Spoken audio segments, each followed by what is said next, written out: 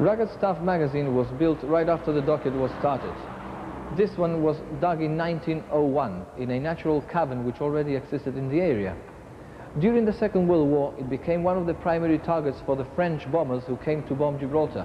And as you can see right behind me, they hit the actual entrance of it and demolished part of the wall there, which has now been replaced with cement. The entrance to the tunnel has changed through the years, and only recently, since the docket gate was knocked down, has it become visible to the public. A pillbox used to be situated just outside, armed with machine guns and manned 24 hours a day. Ammunition was driven on special locomotives on rails. These locomotives pulled cartloads of explosives into the storage rooms inside.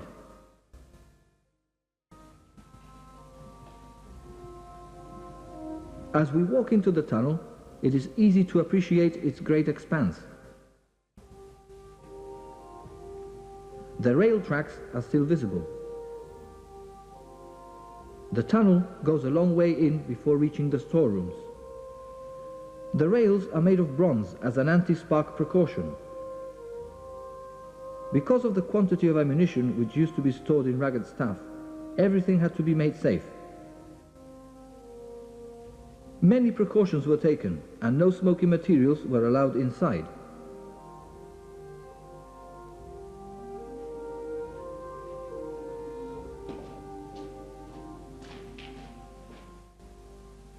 We have now reached the beginning of the actual magazine itself, and on either side of me you can see two tunnels branching out which actually meet at the back. This we call a loop. You will have noticed that the walls and the ceilings are all brick lined, and these were done as a safety precaution. Remember that this actual tunnel was dug in a natural cavity. Right above me, to get you to know where the position of this actual spot is the Alameda Grand Parade.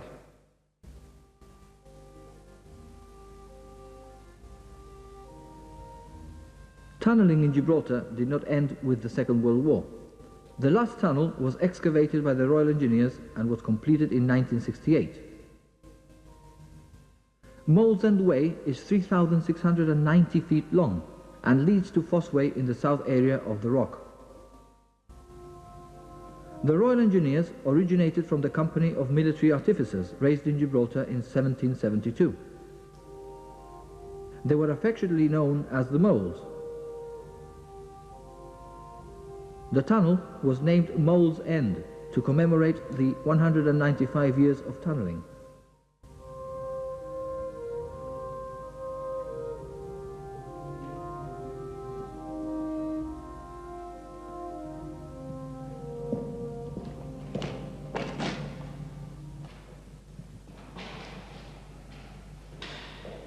There are 32 storage chambers, all of which used to hold ammunition.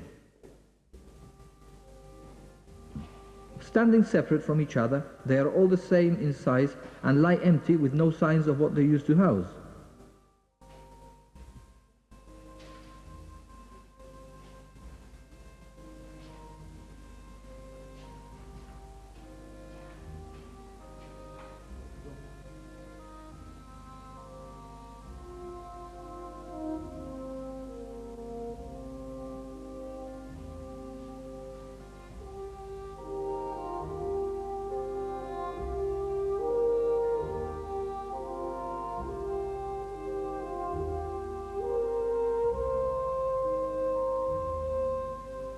There is a ventilation shaft leading into a mini system made for the circulation of air.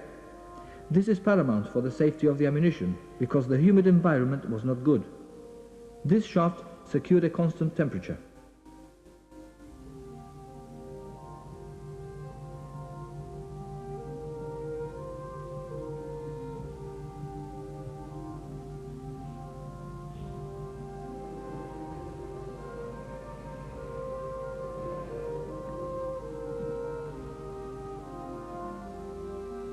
As both ends meet in a loop form, there is a surprise waiting. Because of the nature of the storage depot, it was necessary to have another exit, and so an emergency escape route was excavated.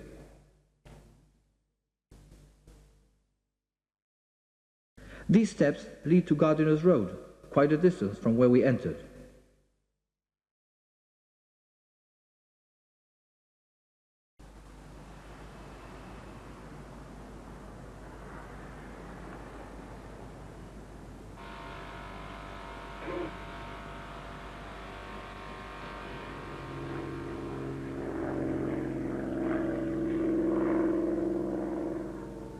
On the 24th and 25th of September 1940, Gibraltar was to suffer two of the heaviest air raids of the war.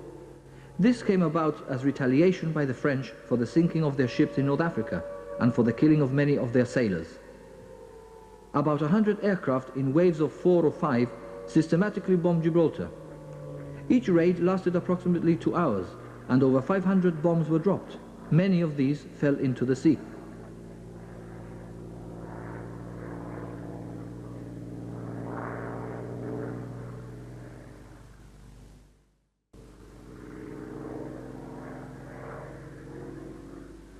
The targets were difficult to spot because of the weather conditions at Gibraltar. There was damage to property and many streets were closed due to unexploded bombs. The toll was 6 dead and many injured. Here's a copy of a map showing the plotted positions of bomb hits, which the French drew up from observations during the raids. HMS Stella Sirius, a mine-sweeping trawler of 550 tons, which was moored at the South Mole, was hit and sunk. Everyone was feeling shaken after the air raids, when suddenly the sound of a military band was heard. It was the King's Liverpool Regiment performing the ceremony of the keys, which used to be a weekly event. As we saw earlier on, a bomb fell just outside the entrance to Rugged Staff Tunnel. The hole, however, was quickly patched up, but the signs are still visible today. During the Second World War, Gibraltar was always under the watchful eye of German and Italian spies, ever ready to pounce on whatever opportunity came their way to sabotage the place. They were successful in finding collaborators, one of whom was Cordon Cuenca. Someone who remembers this well is Paco Galliano. Paco, I believe you knew Cordon Cuenca as a boy. Well, yes, he was at school with me in Naval College in 1935. We were in the same class, in the second class in Naval College. What sort of boy was he? Well, he was much older than I was, because I was only 9 at the time and he must have been about 14. But obviously the difference in age was because being Spanish from La Linea, he came to learn English at the Christian Brothers, and there was quite a considerable difference in age. He was, I'm afraid he was a bit of a bully, really, being a bigger boy than the others in the class. What motive do you think drove him to be a saboteur? I think that it was more political, I would say, than financial, because he was quite well off. I mean, if his father could afford him to have it at Naval College, which was the most expensive boys' school in Gibraltar at the time, obviously he was quite well off. So I think he probably was a very fanatical phalangist or fascist, you know, pro-Franco. How was the plot discovered? The plot was discovered because Cordon Cuenca tried to get the cooperation of Charles Danino, who was a constable in the Gibraltar Dockyard Police. He blackmailed Danino because Danino's family, his wife and child, were in Cadiz. Obviously, women and children had left Gibraltar during the war. And he blackmailed Danino and said that something terrible was going to happen to his family if he didn't cooperate with Cordon Cuenca to place a bomb in the Dockyard Tunnel. Luckily, what they did is they arrested Cordon Cuenca, and the British intelligence at the same time managed to take away from Cadiz both the wife and child, Danino's wife and child. Do you know of any other cases of sabotage which happened in Gibraltar? Yes, there was another case only a week later after Cordon Cuenca was arrested. I think he was arrested in June 1943, and on the 30th of June 1943, there was an explosion, there was a sabotage here, precisely here in Coaling Island.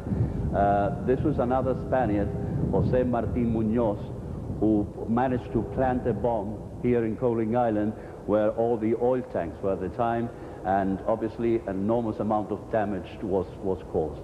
What happened to Cordón Cuenca after his arrest? Well, he was charged under the Gibraltar Defense Regulations Act, the War Act, and he was, after his trial, he was convicted of treason. He was sent to the Moorish castle, and on the 11th of January 1944, he was hanged there with Jose Munoz. Those were the last two executions that happened in Gibraltar. I believe there was another incident in Tangiers which implicated Gibraltar as well. Well, that was the bomb. I was in Tangier at the time, during the war. I was evacuated from Gibraltar, and there was a bomb that exploded when the rescue, the Bland's tug rescue, which was the sea communication we had with Gibraltar, brought a bomb to Tangier in order to try to blow up the German command post that they had in Tangier to keep track of all the convoys in the Straits. And unfortunately, that bomb exploded in the port in Tangier and caused quite a number of deaths. We are now at the far end of the loop itself, just beside the emergency escape route. And right above us, on the ceiling, there's a big hole for the ventilation, which runs past an extensive cave that was discovered by accident as they were blasting one of the chambers. We shall be going to visit that cave now.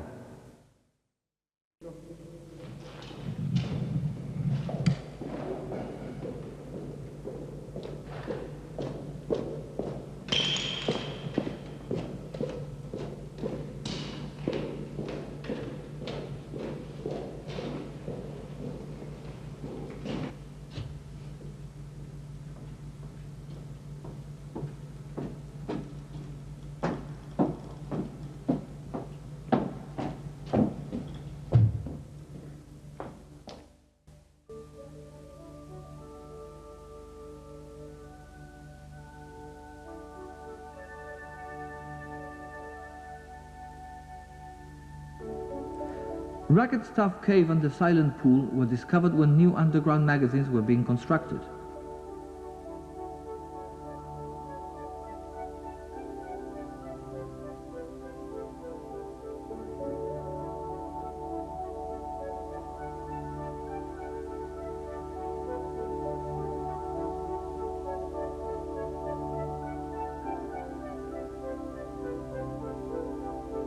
It was at the turn of the century when the tunnelers suddenly found another hidden enclosure.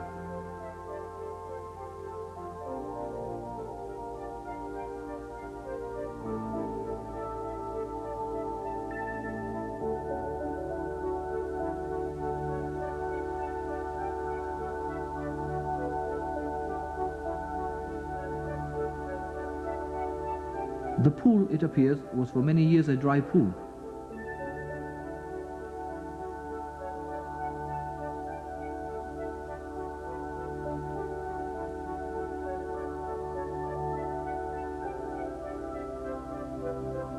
There is evidence of this because of the numerous stalactites and stalagmites underwater.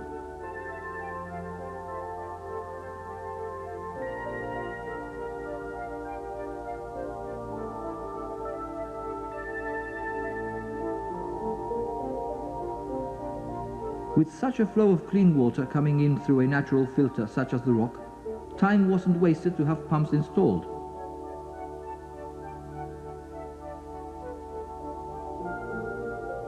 This pool is now supplying the MOD with an extra source of brackish water for sanitation and firefighting purposes. We are now at the Silent Pool, and the lake behind me is made both of fresh water and salt water. The fresh is above the salt, and you know when you're traveling from one into the other because you go through a hazy sort of in-between called a lens. Now the salt water underneath here actually feeds in from the sea. Because the limestone is porous, the sea will filter through it, although there's no direct link through an underground cave which goes into the sea itself. The actual cave is about 100 meters long, and the depth of it for diving purposes is about 42, 43 meters deep. Okay, 1, 2, 3, go.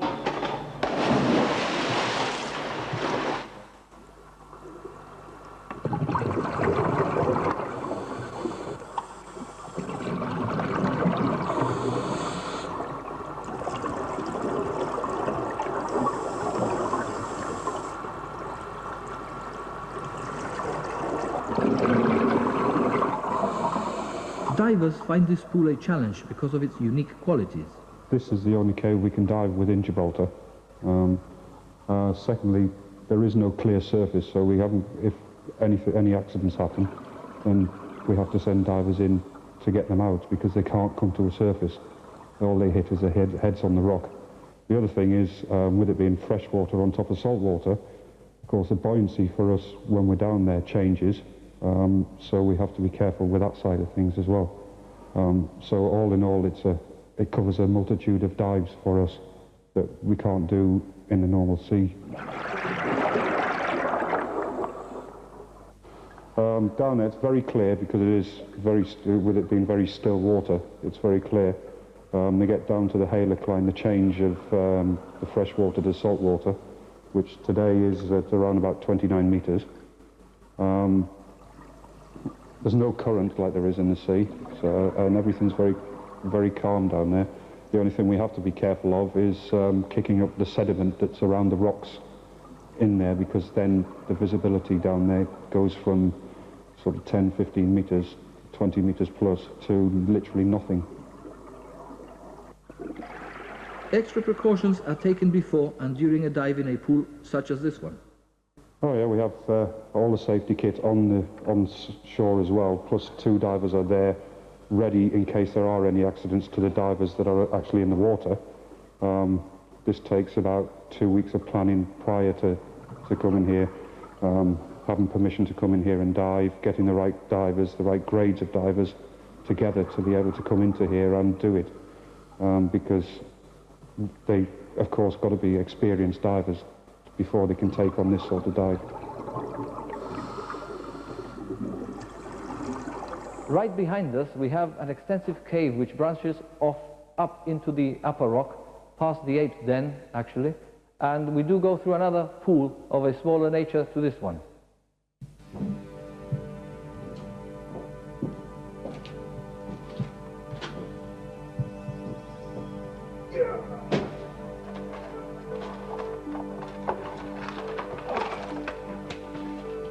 The cave runs at a constant elevation of a 45-degree angle deep into the heart of the rock.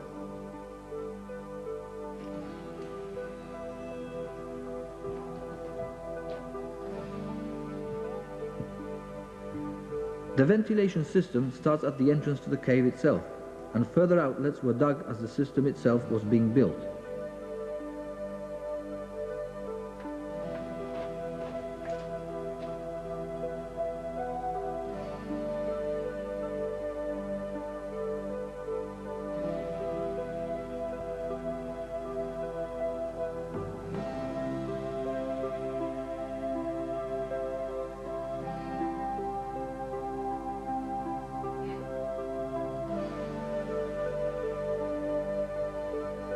As we moved on, we found several other routes, and one led us to the escape stairway which we saw before, leading to Gardiner's Road.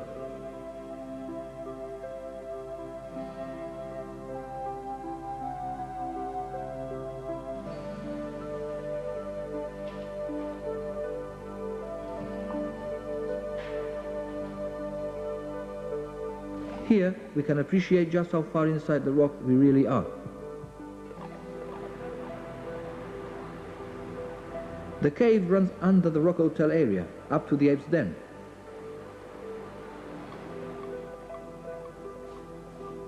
It takes some 3.5 hours to get to the end and back again.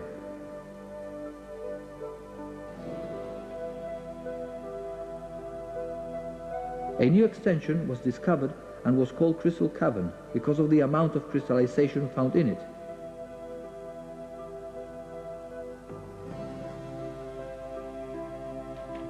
There is also a second and much smaller pool.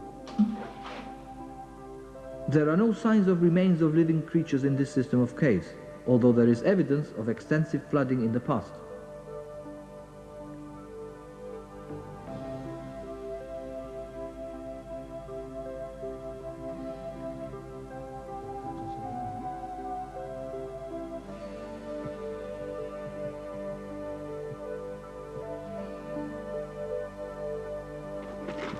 So far, no exit has been found, and therefore, it's believed to be a dead end.